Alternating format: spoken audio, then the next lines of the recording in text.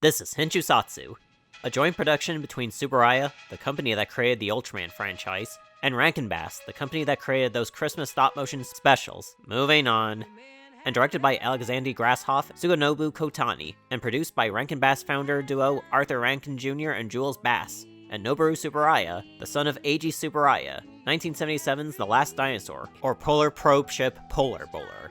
Say that 6 times fast. Was originally a North American theatrical release, now reduced to a direct-to-television movie due to not finding a proper distributor for theaters. It has everything you want for an old-fashioned dinosaur film. Humans time travel to primitive ages, and prehistoric monsters running amok on the humans escaping. All that jazz. But maybe a little bit more than what it appears. I repeat, maybe. Maston Thrust, a professional big game hunter and successful multi-million-dollar businessman, spearheads an expedition to a prehistoric world at a press conference. After a previous crew on the ship, the polar borer, of course, who seek out quantities of rich oil, are killed by a mysterious creature. A dinosaur. A dinosaur? A dinosaur. What? He's joined by the surviving member of the same crew, scientist Chuck Wade, a tenacious but annoying photographer, Francesca, Maston's old friend, a tall African tracker named Bunta, and Japanese professor Kawamoto. The polar borer launches and the drill penetrates to the ground and enters the world of Tokusatsu effects that unknown island wishes it has. While there, Bunta scouts the perimeter on a high tree when suddenly he's ambushed by who else? Godzilla! Nah, kidding. Tyrannosaurus Rex, who sounds like Godzilla.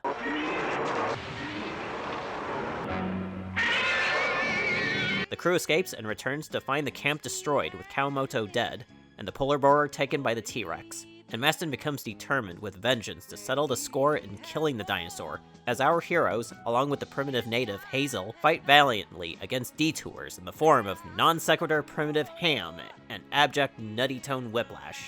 The plot is merely paint by numbers as far as cliché dinosaur films go, which is still fine. The first act gets things started with setting up Maston and his reputation while introducing the key characters before the adventure starts. But every now and then, the plot hits the brakes with a subplot with a feuding caveman tribe that goes nowhere. You can cut the scene out, and the story can be still fluent. If that's not enough, the movie tries to be serious and somber. But then, there's fucking Looney Tunes slapstick.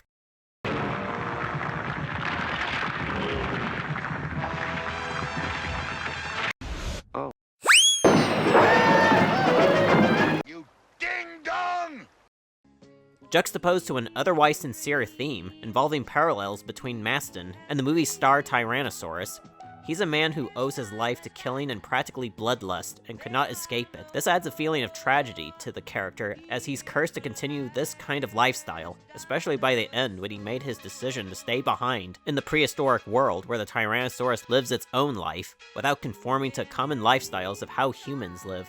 Maybe he has a hobby in golf. Too bad they need to spoon-feed this message to us when we can use logical deduction to get the point across. Yeah, like Godzilla vs. Mechagodzilla in 1993 in the Heisei series. Very good movie, but even that one's guilty of that cliché as well. There's proof for all that life always conquers. Yeah, life.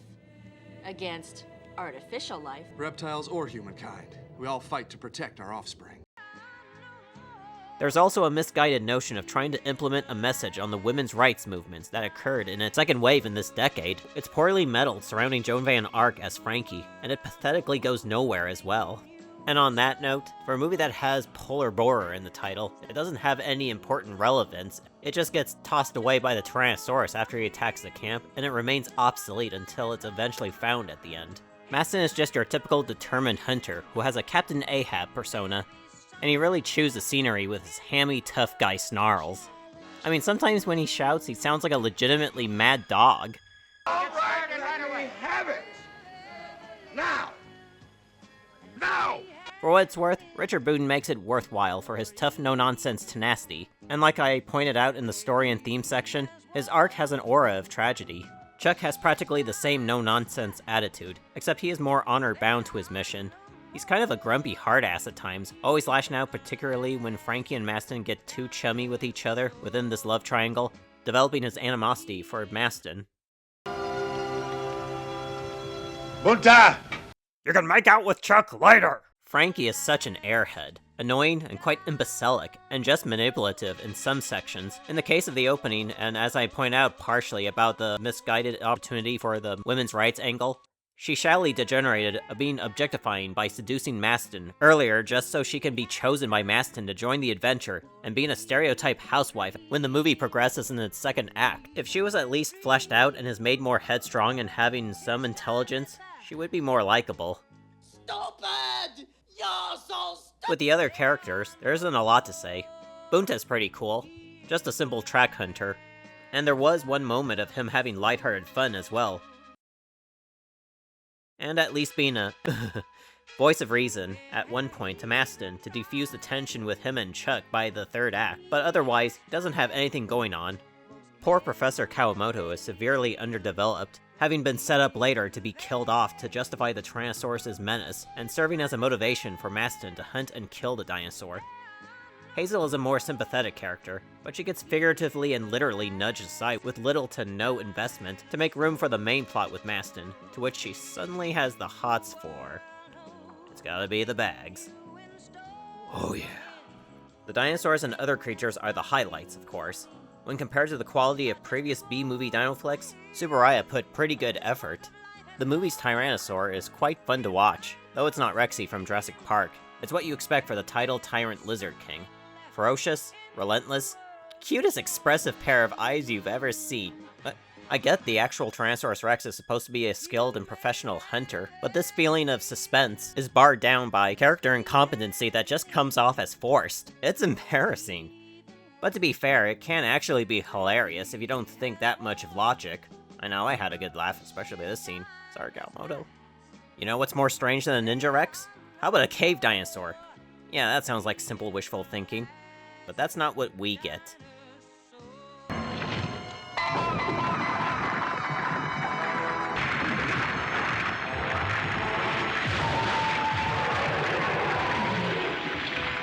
The Triceratops is only there just to give Tyrannosaurus yet something to fight, but when it's on screen for a short time, it gives us a pretty solid fight scene. Say, Chuck, what do you identify that dinosaur there? Horny ridges, sharp tusks. That is one of the Ceratopsians. The Unitherium is only there to establish the dangerous setting of the primitive world before the main conflict, and it looks well executed, and is not on scene again. But it does stand out from the others being the only prehistoric mammal, and I know I'm leaving out the other creatures in the film, but they are very minuscule and have no importance. The effects are solidly shot when it comes for the miniature suit work, obviously. The forest areas are well made and giving it itself a deep, dense sense, and the whole boneyard of the T-Rex may be too busy, if not hammered in. All the creature suits are really good, and the performance of the suit actors give us moments for the prehistoric creatures to shine. Although there is an instance when the T-Rex thrusts its head that far, delivering a bite, I always think the beast will snap its neck good. The Triceratops is my favorite in the movie in terms of design and execution for the suitmation, but maybe it looks too elongated compared to the true king of the dinosaurs. Really, this guy looks like he can roll him down the pavement, it's that enormous. But there are some composite shots that don't hold up that well. If you've watched Rankin Bass growing up for the holidays as a child, then you know who Maury Laws is. His music has good eerie sense of atmospheric dread when the Tyrannosaurus is either present or building up to its appearance. And there are some nice and sweet melodies that invoke either romance or melancholy feelings, and rarely chipper levity. But then one track that always gets on the ass has to be this urgent tune that always plays during most scenes. Leave it alone! It will not leave us alone! At least only for those scenes, it's acceptable. But when it plays in some parts that don't need it, it feels annoyingly melodramatic, to a point where it actually becomes downright comedic, on par with Ninja Rex. I know, I kinda like it a lot. And finally, it'd be a sin if I did not make mention of the movie's main ballad by singer Nancy Wilson. It's my favorite from the film. The lyrics, music, and melody elicits a feeling of never-ending loneliness in a dull world surrounding the theme I brought up earlier. It personifies what the tone should be about. Like, play the song with this scene and this line, and it'll be like peanut butter and mustard on bread. In the end, The Last Dinosaur is an entertaining, old-fashioned dinosaur adventure. Decent effects, fun dino action, and I give this movie an A for ambition to tell a thematic story. but most of the characters are mostly average, and often because of its detour with the primitive men subplot and indecisive tone shift, it makes the movie feel slow at times. Which is not to say it's overrated, especially if you're in the right state of mind to tolerate its shortcomings. And for that, I still recommend it to an audience without having their expectations high. Check it out. Pretty good movie.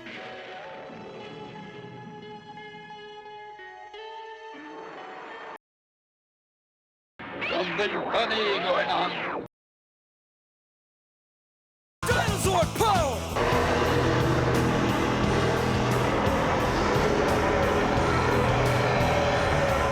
Okay, time out!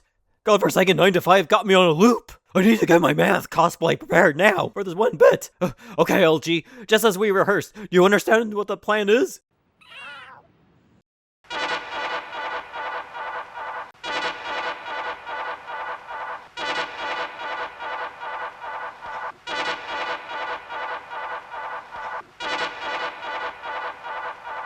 Thanks for watching this video. If you want to see more videos like this in the future, be sure to like, subscribe, and hit the bell to be notified to keep my channel growing. And follow me on Facebook as I share my content with you all.